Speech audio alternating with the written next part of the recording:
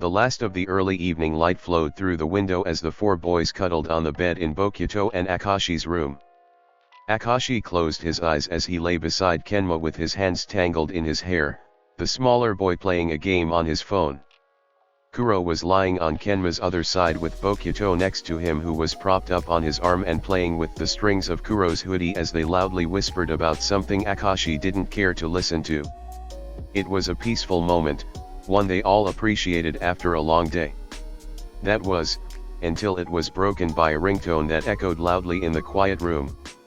Akaashi blinked open his eyes, taking him a moment to realize it was his phone making the noise. He reached over to the nightstand behind him and squinted at his phone to see who was calling. It was his mother, which was strange since she didn't call him often and always sent a warning text beforehand. He sat up against the headboard, glancing at his boyfriends who were all watching him, before he answered. "Hello. Keiji, I'm glad I caught you. Are you busy right now?" "No, it's okay." "Good, how are you?" "I'm fine, thank you." "Good, good. How are you?" "I'm fine, you know, I just talked to your aunt earlier and she had something very interesting to tell me." "And what was that?" "Her son watches this boy who plays video games on the internet, Kozu, something, do you know him?"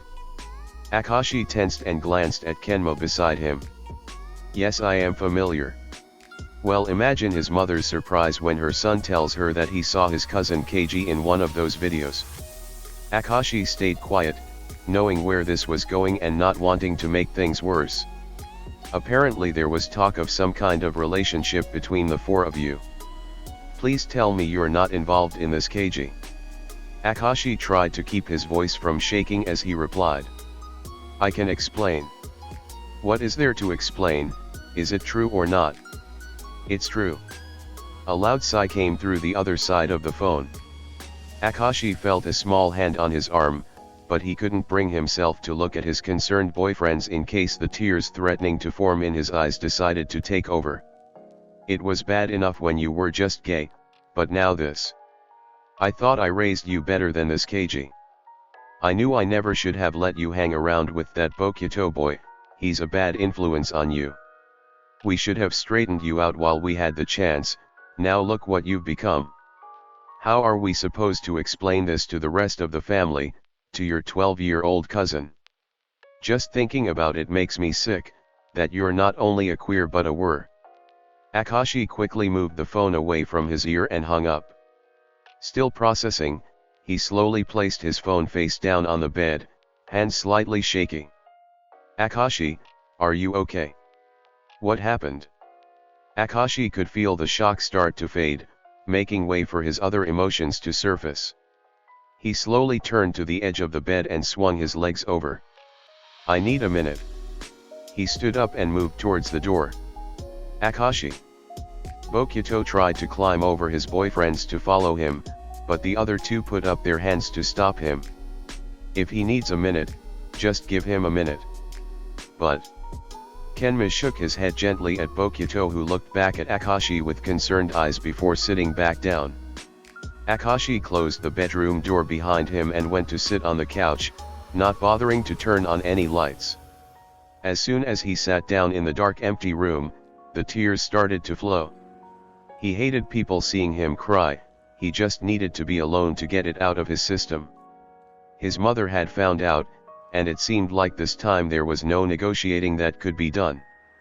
He wouldn't be surprised if he was never allowed in his family home again. 3 strikes and you're out. Or in his case, 3 boyfriends. He sat mulling things over for a while, and eventually he started to calm down. He knew this was likely to happen at some point, now he just had to accept the reality. A lamp turned on and Akaashi looked up to see Kuro standing to the side of the room. "Kuro." He came over and sat next to Akaashi, placing a gentle hand on his back. He had Akaashi's phone in his hand, and he turned the screen to show him. "I thought you'd rather see this now than later. There was a text from his mother that said, 'I don't want to hear from you again, you are not my son.'" Akaashi took his phone from Kuro, cleared the notification and put it down on the seat beside him.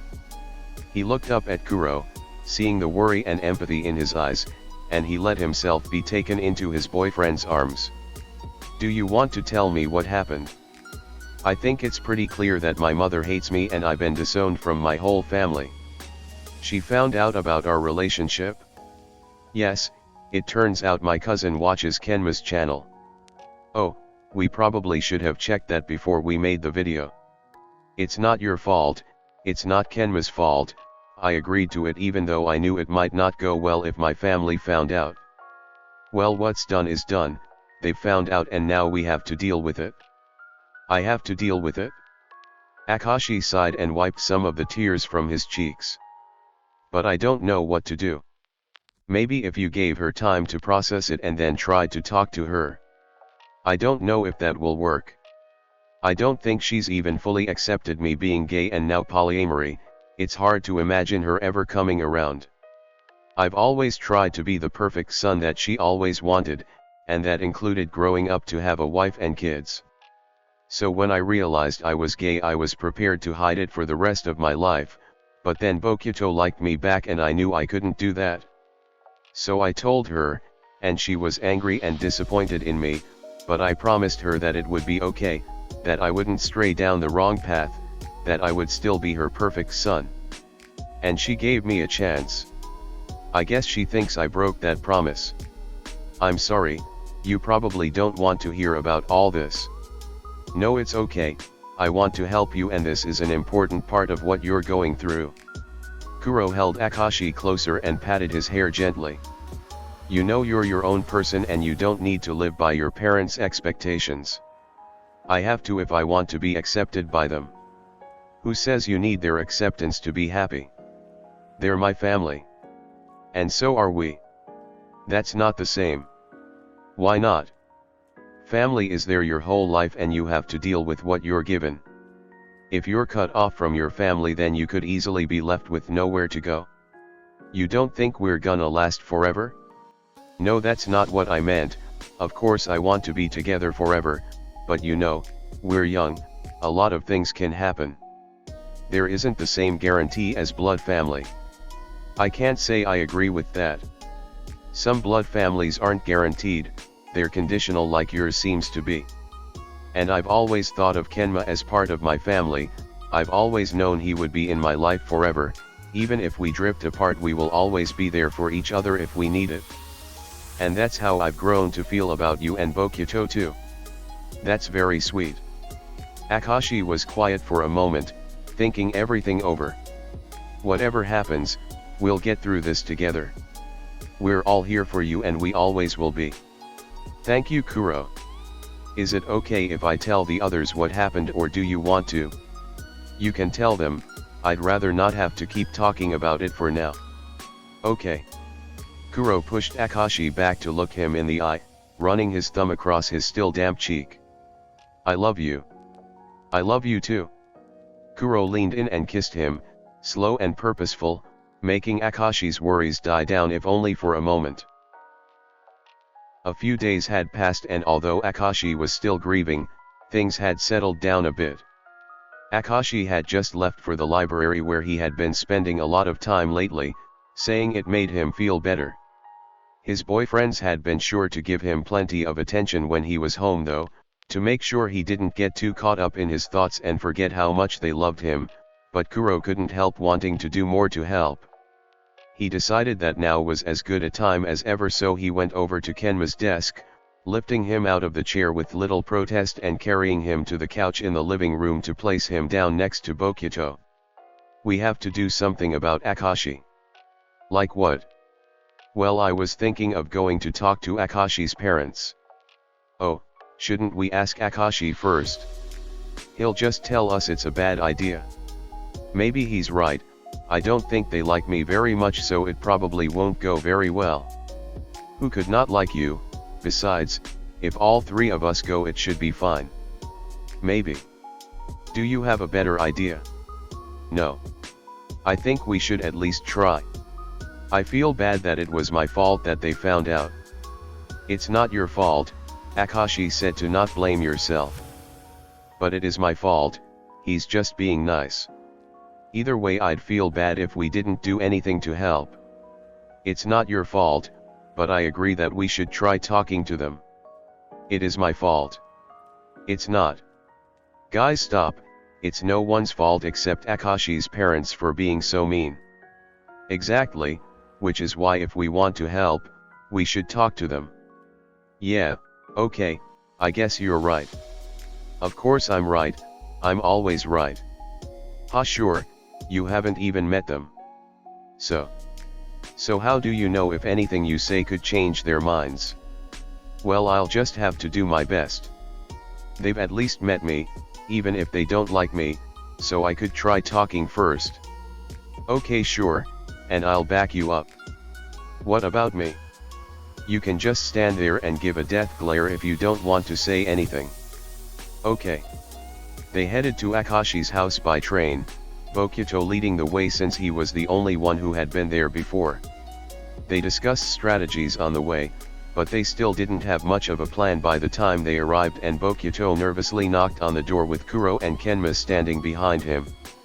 The door opened to reveal Akaashi's mother, who immediately moved to close the door once she saw Bokuto. Wait. He stopped the door in time before it fully closed. Please just hear us out.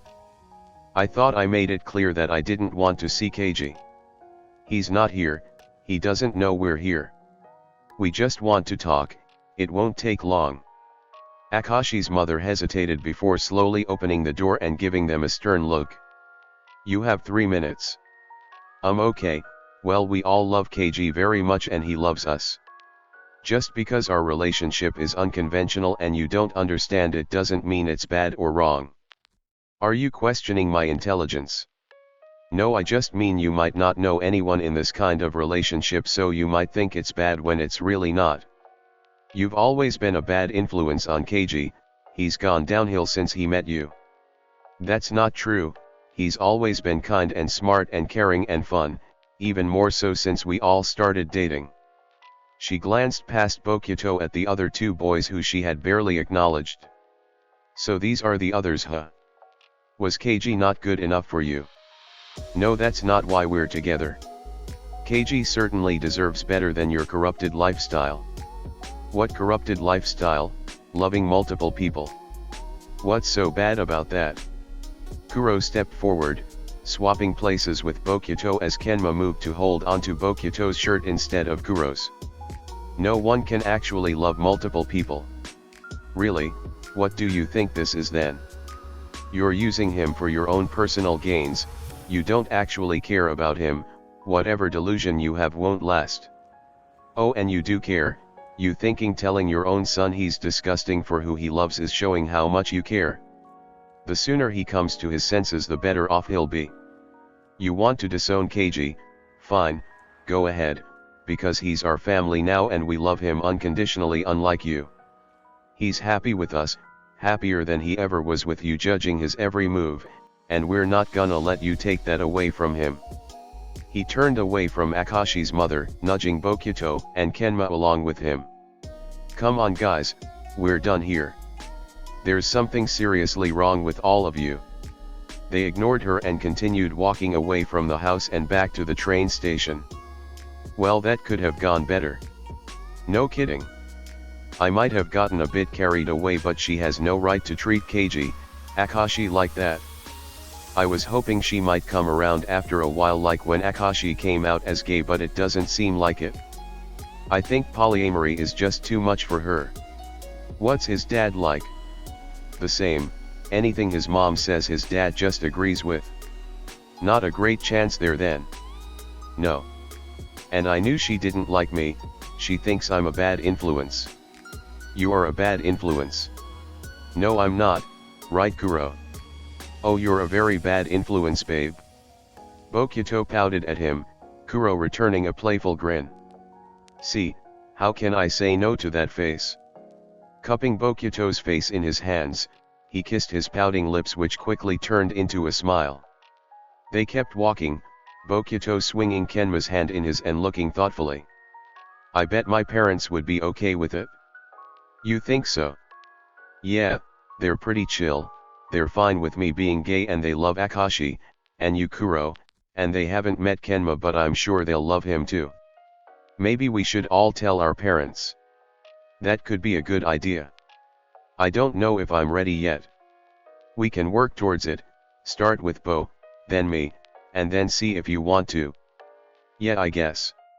And we can bring KG too so he can see that it's not all bad and we're not all gonna be cut off from our families. Okay, let's try it. Later that night, Kuro and Akaashi were cooking together in the kitchen. Kuro was still distracted with thoughts of Akaashi's parents as he aggressively chopped some vegetables. Kuro. Huh.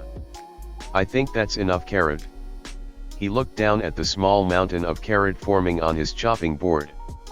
Oh right, sorry. He put down the knife and slid the chopped carrot into the pan Akaashi was stirring. Are you okay? Kuro sighed and leaned against the counter.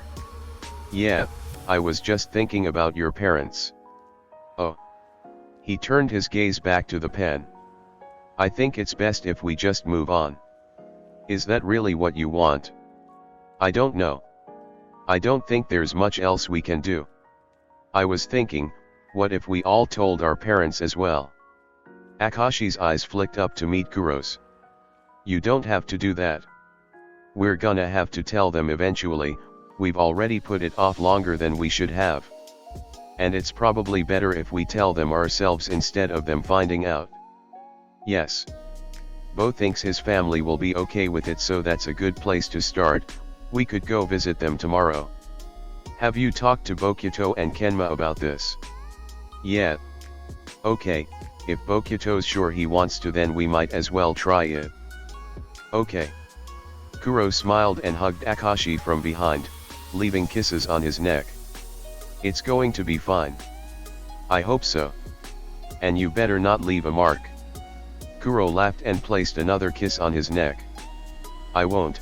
We wouldn't want Bokuto's mother getting the wrong impression. Akaashi rolled his eyes, giving his ankle a light kick. The next day they all arrived at Bokuto's house and knocked on the door. Hearing muffled voices from inside, the door soon opened to reveal two excited girls. Heiko. Nei-chan. Oh, you brought your friends. Hey Akaashi. Hello. I didn't know you two would be here. Mum said you were coming over so we thought we'd stop by.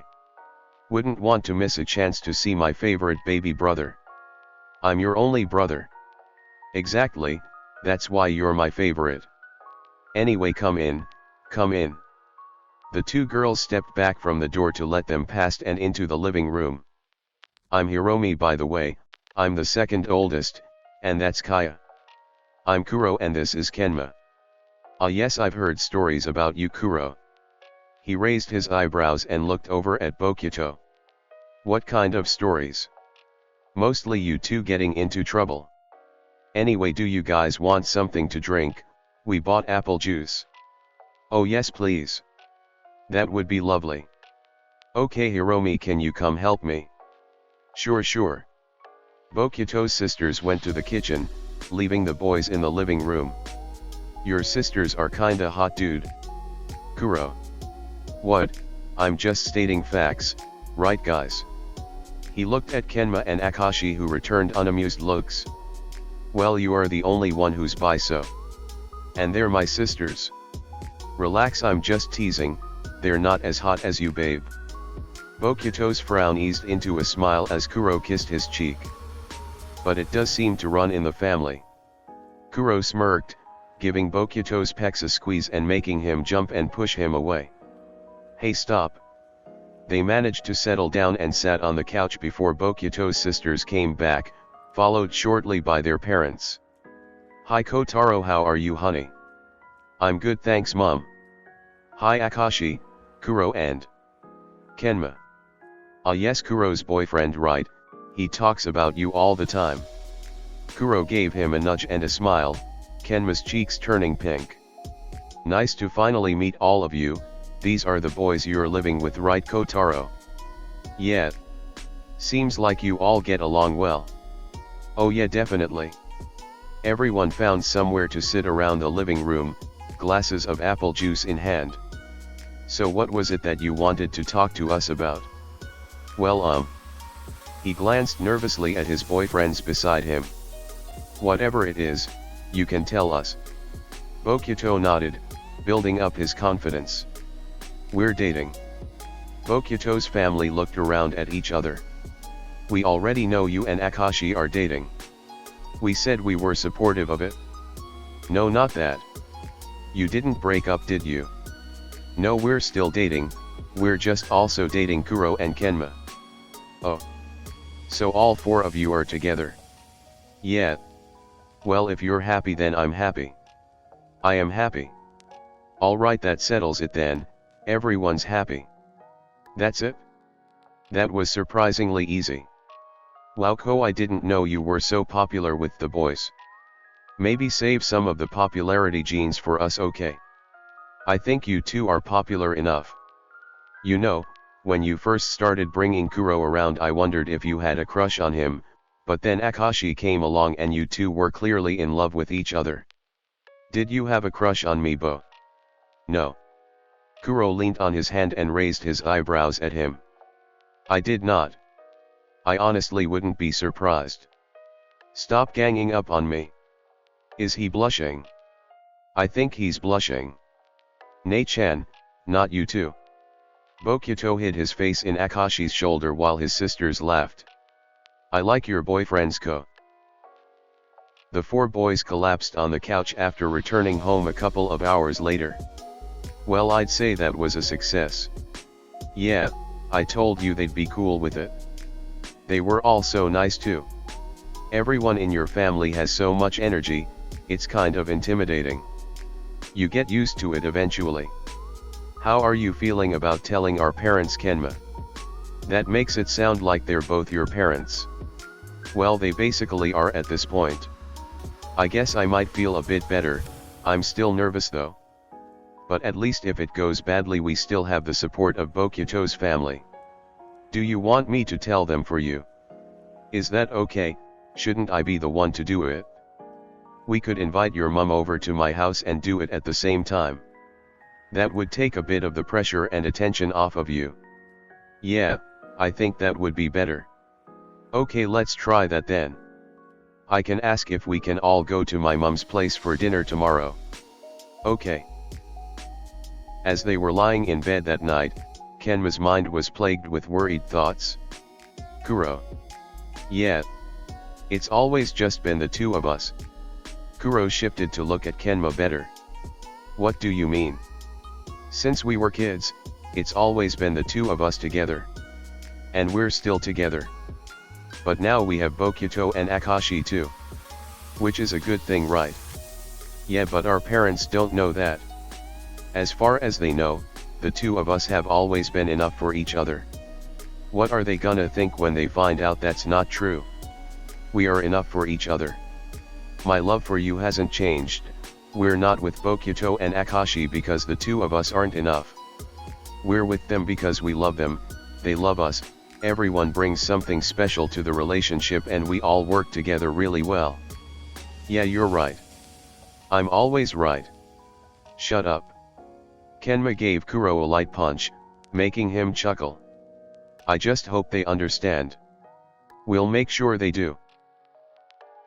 The next day, they arrived at Kuro's house for dinner. Hi boys, come in, Kozume-san's already here. Following Kuro's mum to the living room, they sat down and greeted Kenma's mum. Hi mum. Hi Kenma, Tetsuro, and this must be the other boys you're living with. Yeah. I'm Akaashi, it's nice to meet you. I'm Bokuto. Nice to meet you both, I hope my Kenma isn't causing you too much trouble. Of course not, he's great to have around. Yeah. Kenma smiled slightly and stared at the ground. Well, make yourselves at home, dinner's in the oven so it'll be ready in a bit. Thank you for going to all this trouble. Oh, it's no bother, I know how the poor student life is. That's not why we're here, well, not the only reason. Yes, you did say there was something you wanted to tell us. What is it? Are you dropping out of school to become a stripper? Tempting but no. You'd probably be good at it bro. I'll keep it in mind as a backup. Kuro. Sorry yes this is serious. You might want to sit down for this mom. Kuro's mom raised an eyebrow before taking a seat next to Kenma's mom. Did you get Kenma pregnant? What? No he doesn't even have a uterus. Sorry I'm done, go ahead. Well, you know Kenma and I have been dating for a long time. Yes. And Bokuto and Akaashi have also been together for a while. Okay. Well this past year as we've been living together, we've all gotten a lot closer and we started to develop feelings for each other. So we decided to date each other, all four of us together. I'm not sure I understand. I'm dating Kenma and Bokuto and Akaashi. Kenma's dating me and Bokuto and Akaashi, etc. At the same time, is that not cheating? No because we're all in one big relationship, cheating would be if we went outside of the relationship, but between the four of us it's all consensual. And you're serious about this, you're not just fooling around. We're serious. We want to be together forever, and we're telling you because this is an important part of our lives that you should know about. Kenma, is this also how you feel? Yes, I love them and they love me. Kenma looked to his boyfriends who all smiled lovingly. Kuro and Kenma's mothers looked from the boys to each other, unsure of what to say. Well this is quite a lot to process. Yes I can't say I've heard of anyone being in this kind of relationship so I'm not really sure what to expect. The same as any other relationship but just with four people. Well yes I suppose so. Just then, a timer went off in the kitchen. Oh that'll be the food, Kozume-san can you help me get it ready? Sure. The mums left for the kitchen, leaving the others alone in the living room. Kenma let out the breath he was holding, feeling tears prick at his eyes as he moved to Kuro's lap. Kenma, you're okay, you did well. Kuro held him tight and rubbed his back, Akaashi and Bokuto leaning closer and reaching out supportive hands as well. They seemed to be okay with it, they didn't react badly. They didn't say if they were okay with it or not. They weren't angry or upset, they were just trying to understand, that's a good thing. Maybe. No matter what they said, Kenma's brain was still running high with anxiety and overflowing into tears. Akaashi held Kenma's face in his hands and kissed him softly, resting their foreheads together for a while as Kuro stroked his back and Bokuto squeezed his hands. They only broke away when they noticed Kuro and Kenma's mothers coming back into the room. Are you okay Kenma? Yeah. Wiping his face, Kenma sat back into Kuro, the two used to casual touch in front of their parents. Right now, my thoughts on the matter are just that I want you to be happy. If this is what you want then I'll support you as best I can. Kenma let out a sigh of relief and a small smile. Kenma, I think of you as my own son, and I'm sure Kozume-san feels the same about Tetsuro. Yes. You two are family, you're part of our family and you've made your own family for the two of you. If this is your way of expanding your little family then we welcome you Bokuto and Akaashi. Thanks mom, that means a lot. Akaashi. Silent tears had fallen from his eyes, and as everyone turned to Akaashi, he held his head in his hands and let the emotions overtake him. Are you okay Akaashi dear? He was in no position to speak clearly, so Kuro did it for him while they all gave comforting touches. Akaashi's parents found out before we had the chance to tell them and it didn't go well. He might have lost his family, so I think he really appreciates you saying that.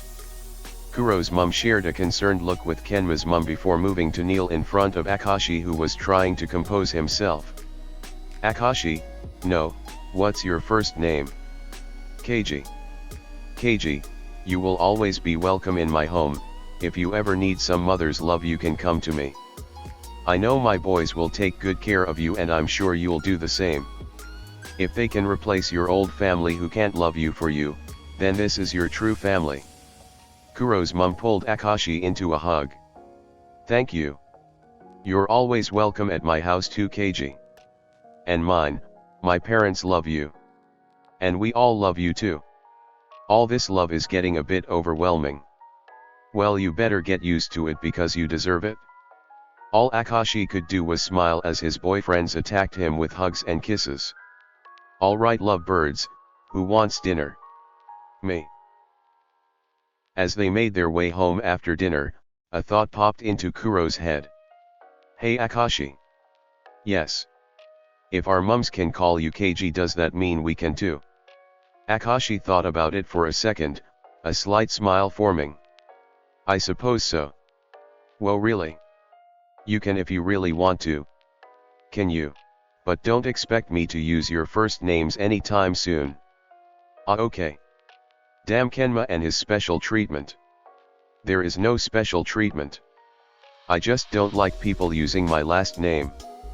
Yeah, whatever. Also, I'm Akaashi's favorite. Hey, that's not fair. We've been over this, no one has favorites. You're all my favorite. As it should be. Kuroo put his arms around Bokuto and Akaashi and gave them each a kiss on the cheek. Over the next few days, everything was starting to feel normal again, and Akaashi was a lot happier. But there was still a nagging thought in the back of his mind, something that still hadn't been resolved. As he went to drop off a few books at the library, he decided that now was as good a time as ever, and he found himself getting on a train to his parents' house. He knew his father would still be at work at this time of the day, and his mother would be out for another hour or so for her book club. As he reached his parents' house, he got out his keys and tried his old house key. It worked, at least they hadn't changed the locks. Stepping inside, he took in the familiar yet strangely distant surroundings. He opened the door to his bedroom to find it exactly as he had left it.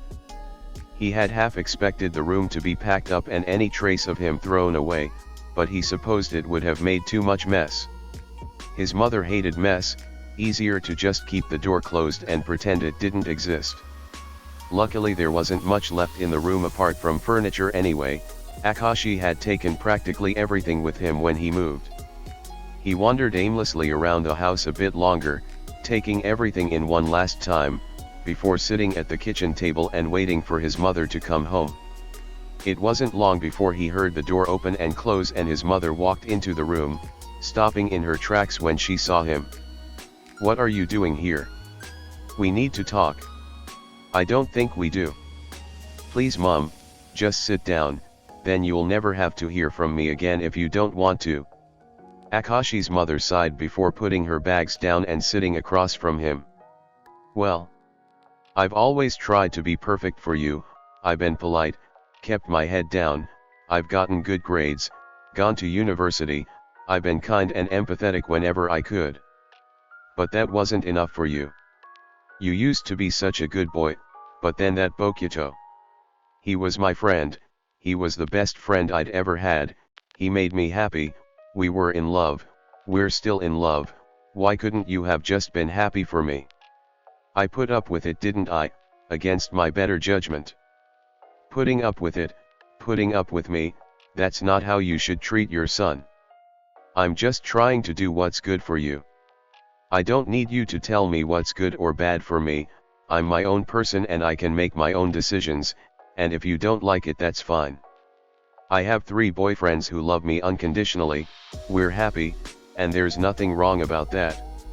Those boys said the same thing. Boys, they talked to you. They didn't tell you, then they didn't pass on the message that you're all delusional. Akaashi paused, looking away. We told their parents about our relationship, they were supportive. Even if they didn't understand it at first, they knew it was important to us and made us happy. So they had an open mind and they accepted all of us as part of their family. His mother said nothing, just folded her arms and gave an unapproving look. Akaashi pulled his keys out of his pocket and took one off the ring, placing it down on the table as he stood up.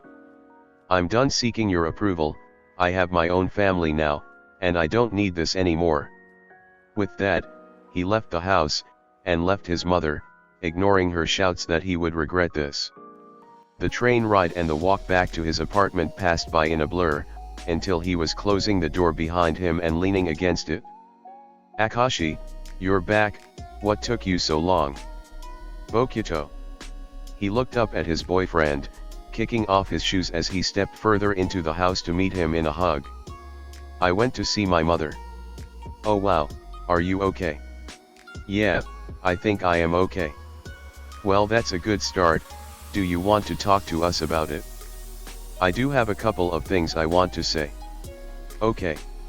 "Kuro, Kenma." Bokuto tried to nudge Akaashi towards the living room, but he stayed clinging to him instead. A few seconds later, Kuro and Kenma appeared with concerned looks when they saw the two by the door.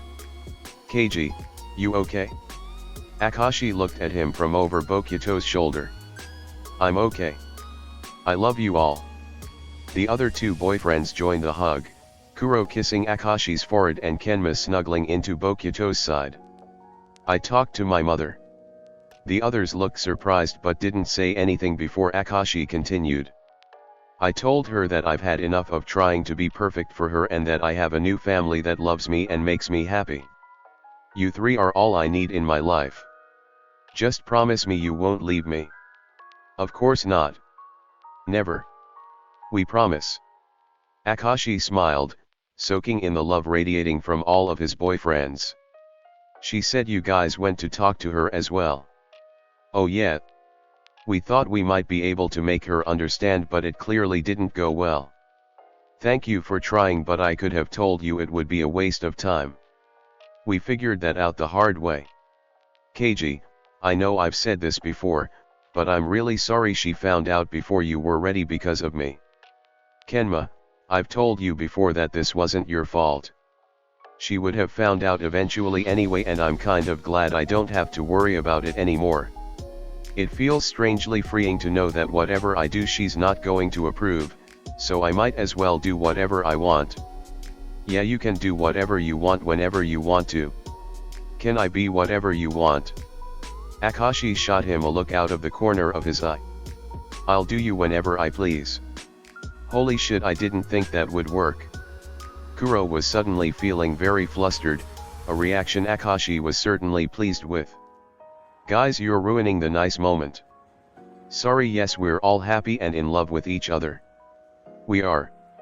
Bokuto emphasized the point with a kiss for each boyfriend, which soon turned into a puddle on the floor of everyone kissing and hugging everyone. The family they had created might be unconventional, but it was exactly what Akaashi and his boyfriends needed.